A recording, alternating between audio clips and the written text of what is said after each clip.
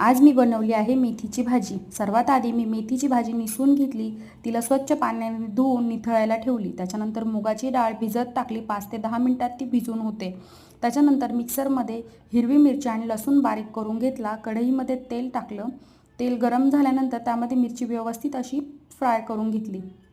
त्याच्यानंतर त्यामध्ये मी मुगाची डाळ टाकली आणि ती थोडीशी हलवून घेतली।